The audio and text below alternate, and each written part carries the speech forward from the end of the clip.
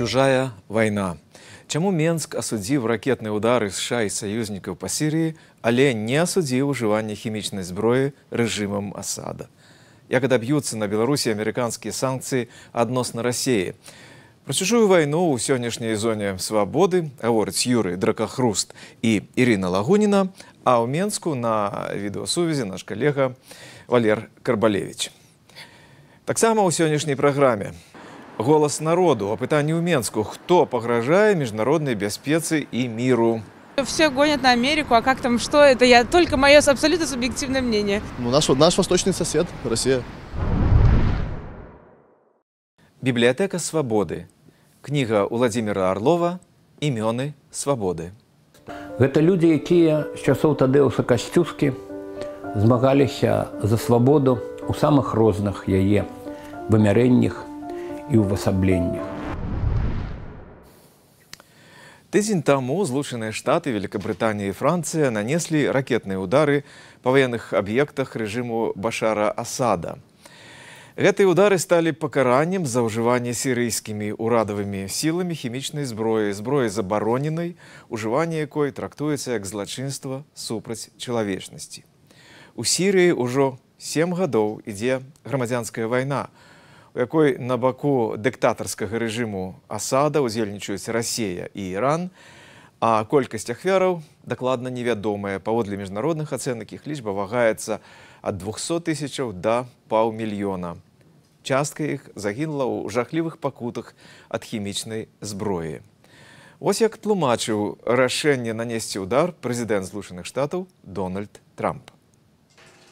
The purpose of our actions tonight is to establish a strong deterrent against the production, spread, and use of chemical weapons.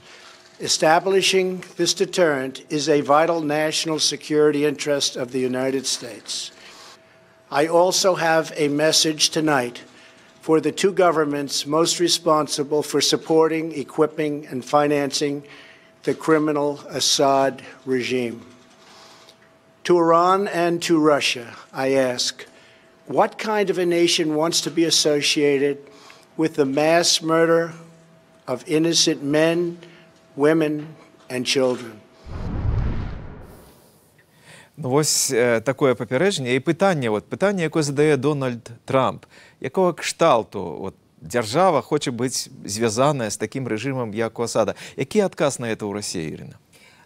У России на это абсолютно известный ответ. Он состоит в том, что с точки зрения России в Сирии происходит совсем не то, что происходит с точки зрения США, Великобритании или Франции. С точки зрения России Башар Асад воюет с международным терроризмом. Башар Асад защищает мир от распространения так называемого исламского государства. И совершенно непонятно, применялось ли вообще химическое оружие. Россия то утверждает, что оно не применялось, то утверждает, что оно применялось, но только повстанцами или террористами.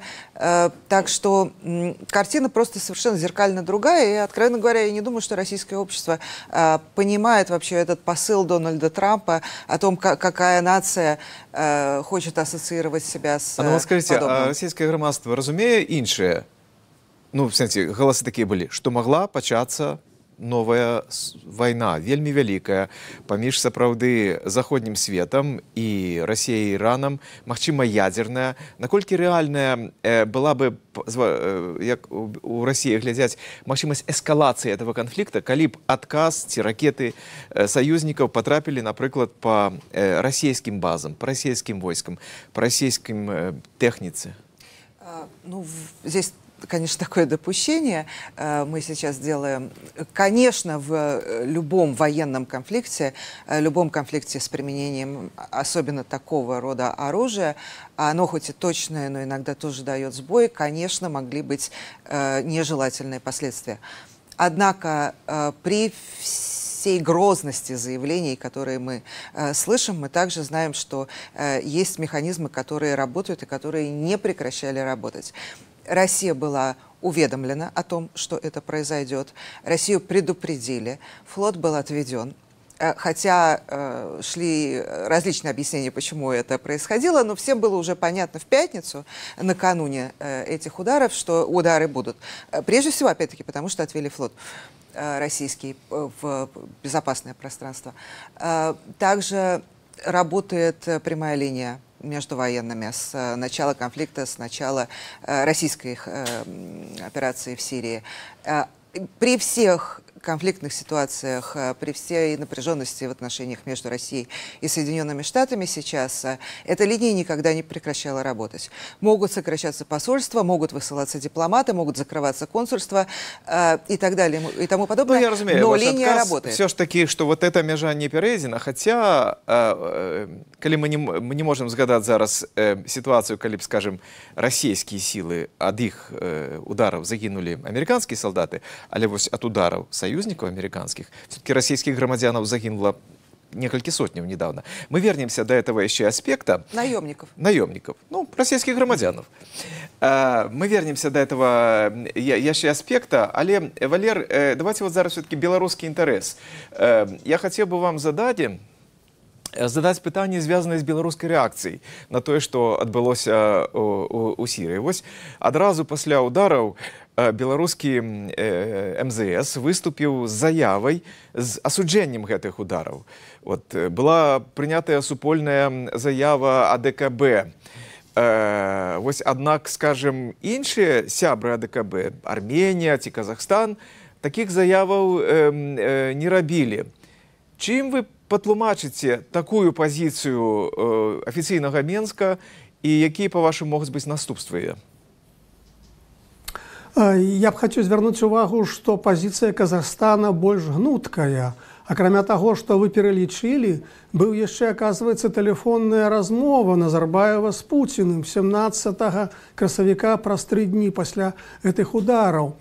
І калі на сайце прэзідэнта Казахстана гаворыцца пра тое, што проста абмеркавалі міжнародныя пытанні, то на сайце прэзідэнта Расіі напісана, што абодва бакі асудзілі дзеянні заходніх саюзнікаў. Але вернемся до Беларусі. Я думаю, што беларуская заява была выклікана тым разуменнем сітуацыі, як гэта разумее Лукашенко. То бок, та пазіцыя нейтралітэту, якую спрабаваў заняць афіцыйны Менск пасля 14 году пасля Крыма, ён як бы нармальна працуе ў некі мірны перыяд. А ў момант крызісу, ў момант абвастрэння міжнароднага крызісу, Беларусь няўмольна павінна займаць некую пазіцыю, і вось пазіцыя яна такая. Хаця я звярнуў бы ўвагу, што яна не сінхронная расійскай пазіцыі.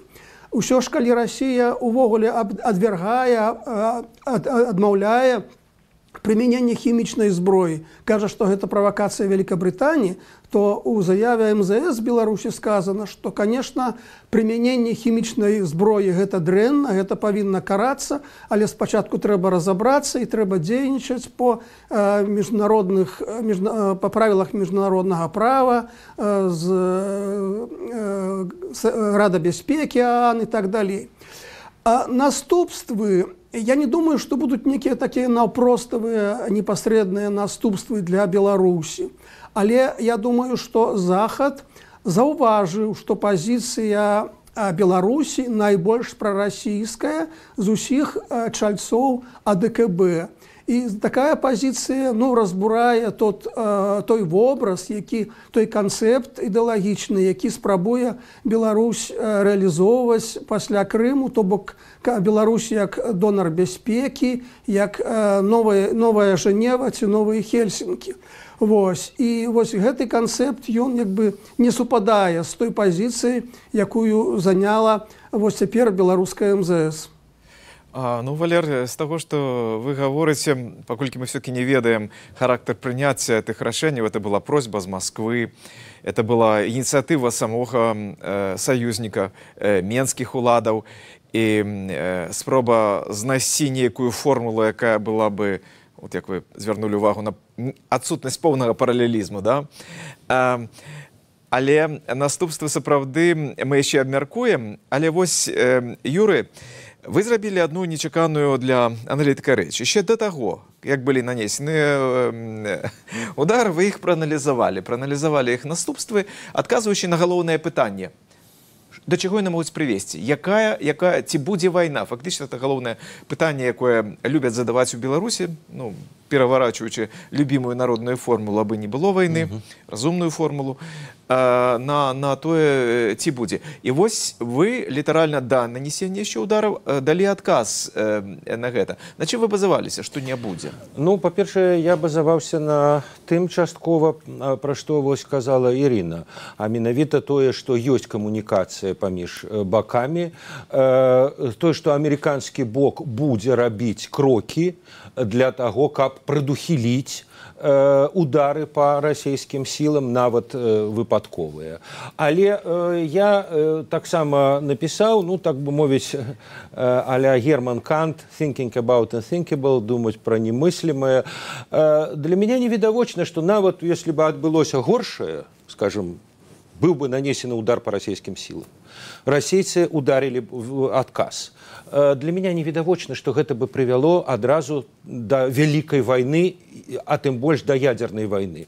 Нават тая гісторыя, вот, которую Ірына прыгадала, гібель некалькіх сотняў расійскіх вайскоўцаў, скажем так. Таму што калі іх называюць наймітамі, скажем так, прыватнасць прыватнай кампаніі Вагнера вельмі-вельмі умоўная. Калі его Уткіна прымаў Путін, калі фінансуецца, так сказать, эта кампанія такімі вельмі умоўна прыватнымі грошамі, это расійскія салдаты, фактычна. І это было рашэнне Крамля назвать их наймитами, сказать, что як бы это не наш. Ну, такая формула войсковых наймитов існуе в Америце, так само я могу сказать, коли брать вот прецедент, была Корейская война. В Корейской войне загинуло каля 300 советских летчиков. Ну вот, так сказать, русские, советские воевали с американцами, стреляли один в одного. Это не привело до мировой войны. Так что априори, кажучи, могло бы быть и так. В Сирии, это инерция миру, ці это наоборот ведание, до чего это может привести? Чему это стрымлівае все ж таки вот подчас новой холодной войны, якая зараз разгортывается в державе? Потому что никто не ведае. А может так, а может и не так. Як бы и никто не хочет як бы запустить этот механизм. Потому что, скажем, удар по американских кораблях, на что намекал российский посол в Ливане, сдается, вот, ну, с удара по американских кораблях начался Перл-Харбор. И во Вьетнамской войне такая же была поворотная выбух, інфармацыя пра выбух, якая потым не спраўдзілася якраз карабля па падарванню в Танкінскай затоцы. Ірына, у меня да вас пытанне ўжо не пра Расію, а да вас як да міжнароднага палітычнага аналітыка рускай службы радыё Свабоды. З таго, што вы, за чым вы сочыце, тое, што адбылося 14 числа, вот эти удары, ці означае это, што змяняецца характар ситуации у Сирии и вокруг Сирии, что мы бачим початок некого уже наближения до конца этого конфликта, отхиления Асада от улады. Это еще, магчыма, не вымовлено, але не одним боком, але фактично створаны для этого умовы, бо ни один, ни другі бок, магчыма, уже не хочуць обмениваться ракетными ударами. Я задаю пытанне, ці бачим мы початок конца? Это протяг? Нет, я не думаю, потому что мне кажется, что как раз момент, когда Асада можно было бы отстранить от власти внутренними силами, естественно, не международным сообществом, а внутренними силами, с которых, собственно, начался этот конфликт, с демократического противостояния Асаду, а не с вмешательства Запада. Вот этот момент, мне кажется, уже прошел. Все-таки благодаря российской поддержке, в основном благодаря российской поддержке, Асад смог подавить вооруженным путем, подавить сопротивление. И большие анклавы сопротивления уже взяты под контроль. Поэтому, как бы то ни было, но режим будет продолжать существование, мне так кажется. Что касается политики политики Запада в Сирии, то сейчас было продемонстрировано, на самом деле, как раз противоположное, как раз не желание сместить режим.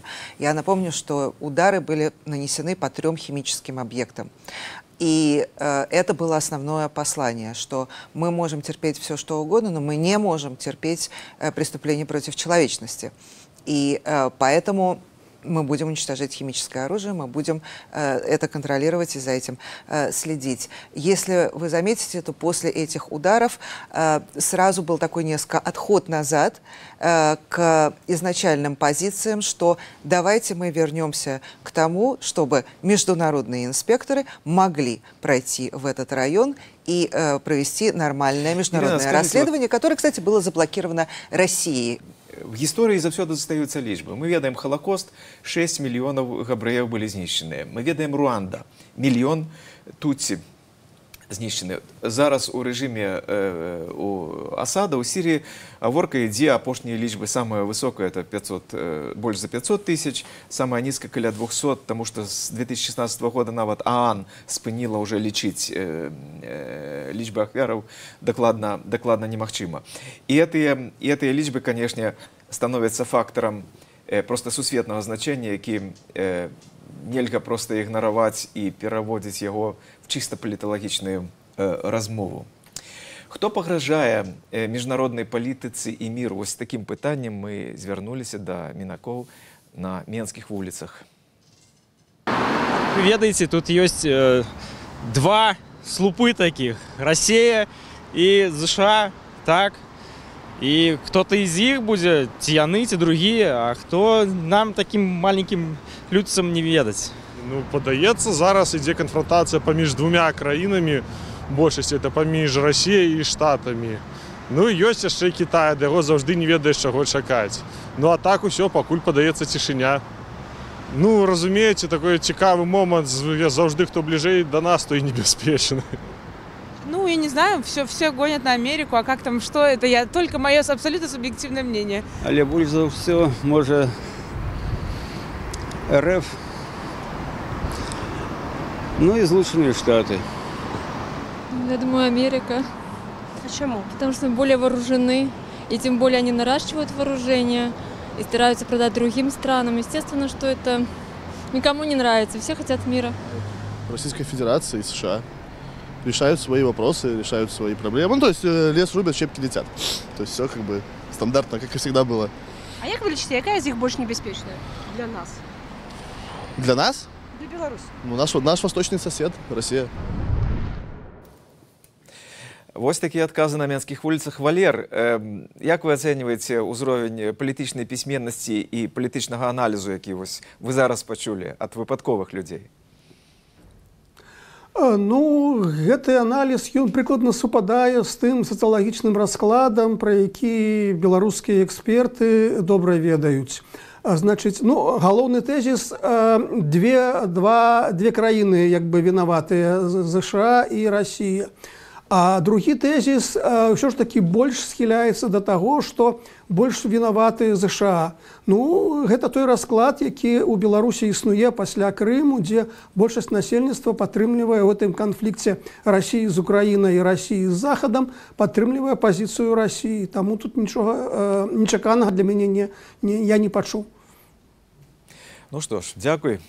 Недавно Злучаныя Штаты увялі ў дзеянне новы пакет санкцыяў супраць Расіі. Пад яго дзеянне патрапілі не толькі урадоўцы, але і буйныя бізнесоўцы, шэраг бізнес-кампаніяў.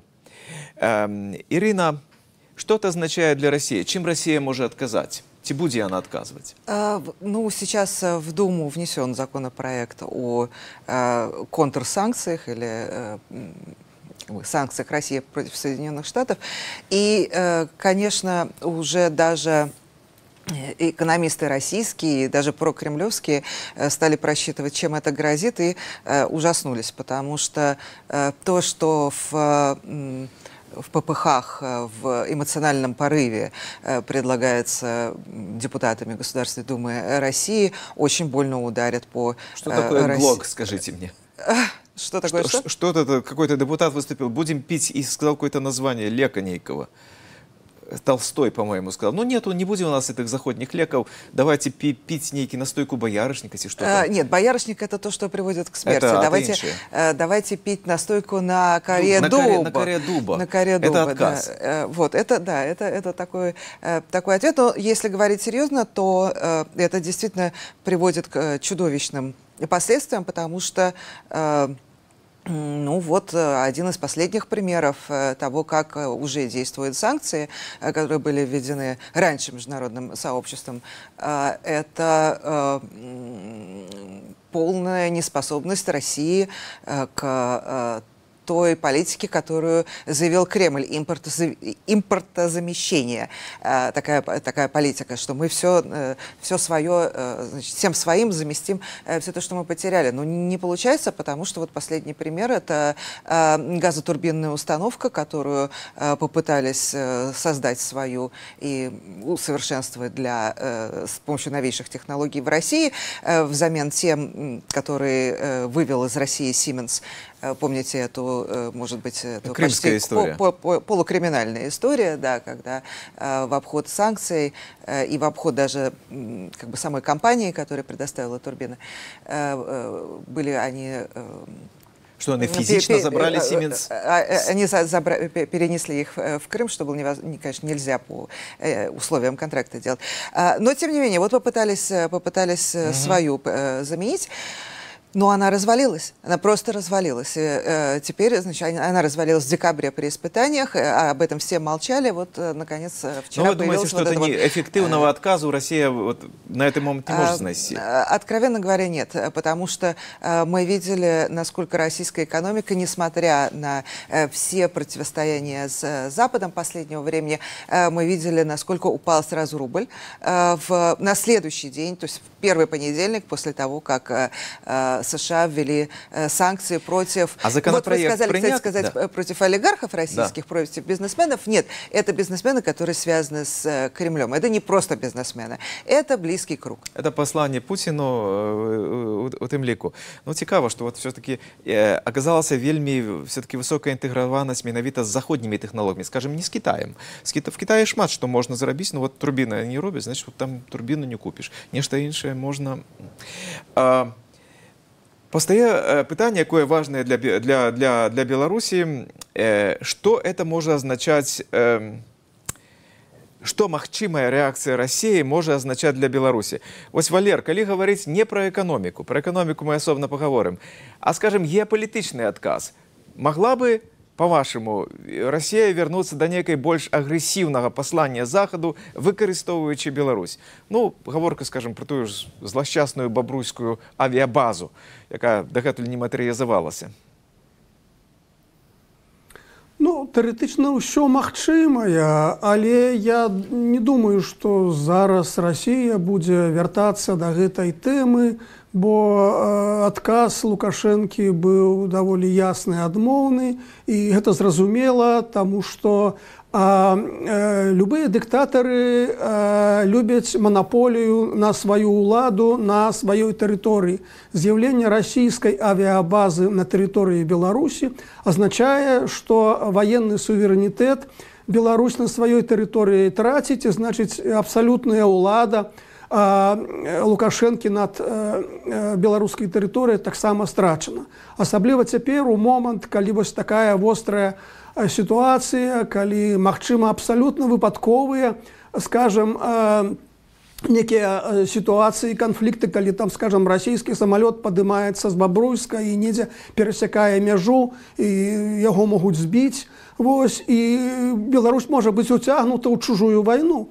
И зразумела, что Беларусі это теперь абсолютно не патрэбна, таму я думаю, что верагоднасць вось такого варианта наконт расійскай базы на тэрыторыі Беларусі, ну, гэта наўрад ці. Юра, вы пагаджаецеся? Вот чым можна патлумачыць тым, што як бы на геапалітычным адказе пакуль нічога ў Беларусі не праяўляецца? Таму што Пуцін не можа, таму што Лукашенко не хоча, таму што это ні в однаму баку зараз не трэба, невыгадна? Ну, я хіба што не пагаджуся з Валерам у тым сэнсе, што мне здаецца, імавернасць такога сцэнару, прынамсі, што Расія паспрабуе так зрабіць, мне здаецца, што яна падвышаецца.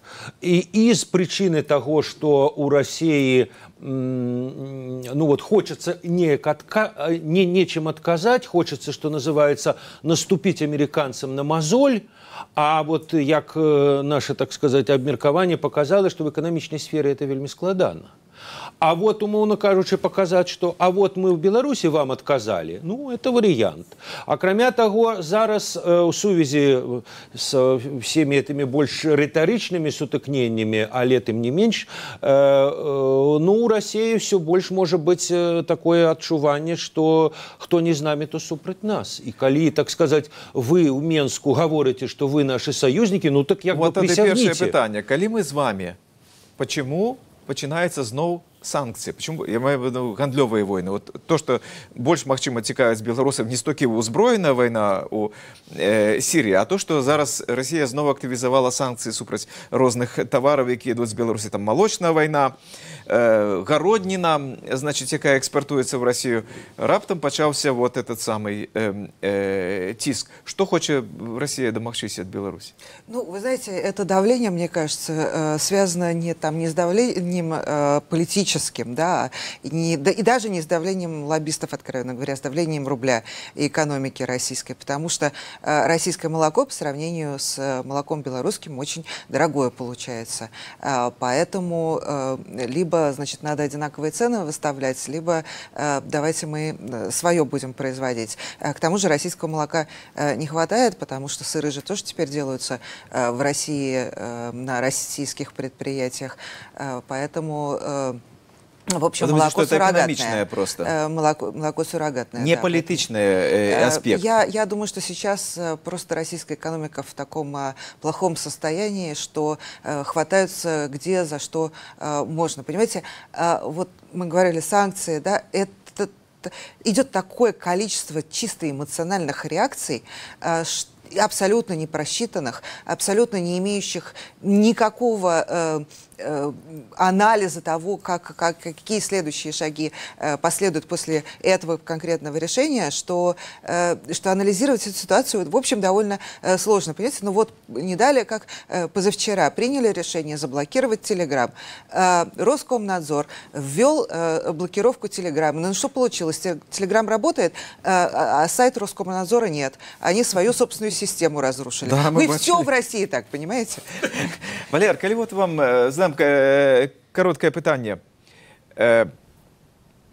Эканамічны складнік таго, што адбываецца. Вот, по-вашаму, беларускі ўрад Лукашенко тым, што падтрымаў Расію у сірійскім этом канфлікце, ён забяспечыў эканамічны выйгрыш? Пытанне санкцый, цяпер палітычнае рашэнне будзе прынята, будзе знята. Зноў ён абыграў эканамістаў расійскіх на палітычным поле? Я думаю, что Лукашенко спадзяваецца. Ён уже казаў, што вось хутка павінна адбыцца сустрэча з Пуцінам, і будзем там абмяркоўваць усе гэтыя войны харчовыя. Таму я думаю, што хуткім часам сапраўды ідуць перамовы аб паседжанні вышэйшага дзяржсавету саюзнай дзяржавы.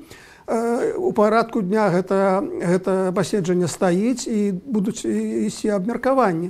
Але зразумела, што вось гэтыя харчовыя войны, яны непасрэдна звязаныя з той канфрантацыяй паміж Расіяй і Захадам, які існуе, бо Расія абвінавачвае Беларусь, што яна парушае тое эмбарго на харчовыя тавары з еўразвязу, робіць кантрабанду, і гэта, маўляў, не саюзніцкія адносіны. І акрамя таго, міністр сельскай гаспадаркі Расіі паабяцаў, што праз 5-7 гадоў Расія можа абысціся без беларускай малочкі. Это таксама вялікая небяспека для беларускай эканомікі і сельскай гаспадаркі. Юрый, ці можна сказаць, што чужая вайна для некага можа стаць аб'ектам якраз эканамічнай выгады? Для Беларусі сірійскі канфлікт. Яны выціскаюць з яго ўсё, што могуць, рэжым Александра Лукашэнкі? Ну, сирийского конфликта особо не, потому что, коли вот казать про эту заяву, ну, эта заява, это, як бы сказать, таки набор невеличких бонусов, невеличких перавагаў для наступной сустрэчы с Путиным. Гэта, ну, крок кшталту, скажем, такого паўабвяшчэння жалобы с нагоды трагедии у Кемерово. Вот там стяги приспустили, вот дети Лукашенко пришли в российское посольство, подписали там у кнізе написали. Ну, як кажуть, мелочь, а приемно. И вот я бы сказал, что эта заява, она хутчэй вот у рэчышчы гэтага. Хотя, варто сказать, что белорусский бок як бы и пугай, ну, у него такая пуга невеличкая, но тым не менш вот он ёй тоже махае, калі, скажем, Лукашенко ездзіў у Тбілісі, рабіў там даволі своеасаблівыя заявы, калі ў разгар канфлікта по справе Скрипаля Макей, министр замежных справ, поехал в той самый Лондон, так сказать. Ну что ж, это важный напомин. В Конституции Беларуси есть запись про нейтралитет. Докладней про то, что Беларусь имкнется до нейтралитету. Вигоди нейтралітету офіційний Мінськ адчув, виконуючи роль посередника у мирному урегулюванні військового конфлікту в Україні. Ситуація з Сирією быццам іншая, яна далёка, агульнай мяжы інтарэсаў няма, і быццам і прагматычна аддаць сімвалічны голас УАН саюзніку, ад якога Беларусь залежыць. Аднак абарона злачынстваў супраць чалавечнасці прывязвае Мінск да Масквы не менш, чым членства ў АДКБ. Абвастрэнне канфрантацыі паміж Расіяй і Захадам абмяжоўвае свабода маневру беларускіх уладаў. Чужая вайна паступова становіцца сваёй. Такі кантэкст тых падзеяў, пра якія мы сёння з Юрыем Даркахрустам, Ірынай Лагунінай і Валерам Карбалевічам думалі, спрачаліся, шукалі адказы разам. Шановныя гледачы, спадзяюся, вы яшчэ з зонай свабоды, і на завяршэнне нашай сённяшняй палітычнай сустрэчы яшчэ адна. Сустрэча памяці, гонару, удзячнасці. Мы працягваем знаёміць вас з унікальным праектам, кнігамі, якія выходзяць у бібліятэцы Свабоды на падставе нашых перадачаў. Іх можна замовіць на сайце Свабоды, адразу пасля выхаду знайсці у нацыянальнай бібліятэцы і заўсёды на сайце свабода.орг у папулярных фарматах для чытання PDF, EPUB і іншых. Сёння мы пазнаёмім вас з адным з самых папулярных выданняў сапраўднай энцыклапедыі Любовы да радзімы. Гэта кніга Владзіміра Арлова «Імёны свабоды». Рэжысэр выпуску Алесь Матафонаў.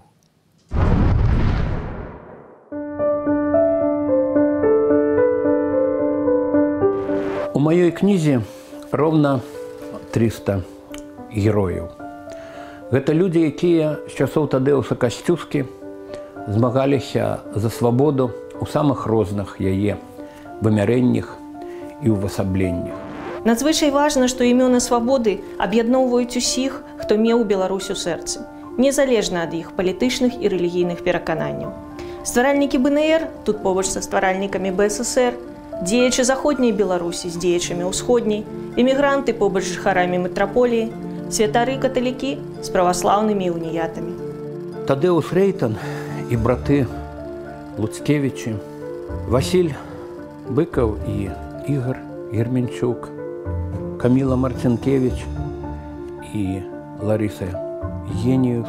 Кніга Владзіміра Арлова недапаможнік у перайменаванні беларускіх вуліцаў, плошчаў і гарадоў, хоць, безумоўна, гэтыя імёны заменяць на шыльдах прозвішчы камуністычных вампіраў і імперскіх пераваратняў. Это не храналагічны даведнік, хоць тут названыя сотні імёнаў, абраных аўтарам з нацыянальнага пантэону. Это не монографія Арлова-гісторыка, хоць тут уводзіцца новая перыядызацыя нацыянальна-вызвольнага руху, распрацаваныя крытэрыі, зробленая класіфікацыя. Расказаныя не сухой мовай энцыклапедыі, а жыватворным словам пісьменніка, біяграфічныя нататкі Владзіміра Арлова паказваюць адначасова і звычайных, зразумелых нам людзей з іх зямнымі жаданнямі і памкненнямі, і волатаў духу, герояў нашай нацыянальнай памяці. І гэта не дакументальна-архіўнае даследаванне. З даты, месцы і падзеі вывераныя, а многія факты знойдзеныя і апублікаваныя ўпершыню. Это не мастацкая проза паэта Орлова і не гістарычная эсеістыка-празаіка, хоць кожны раздзел чытаецца як маланка і ўражвае, як раман. Это не кніга мёртвых, хоць яе складаюць слёзы людзей, якіх ужо няма сярод жывых. Гэта аўтарская энцыклапедыя любові да радзімы, волі і незалежнасці. Это імёны, якія будуць жыць, пакуль жыве Беларусь. Это вянок нашай свабоды. Кожны з іх нечым паўплываў на маё светабачанне, светаразуменне і светаўяўленне. Дарагія мне імёны свабоды. Бібліятэка свабоды. Праз тыдзень запрашаем вас на відэазнаёмства з новым выданнем кнігі старшыні Рады БНР Івонкі Сурвілы, якая называецца «Дарога». Месца сустрэчы – зона свабоды. Час не меняется.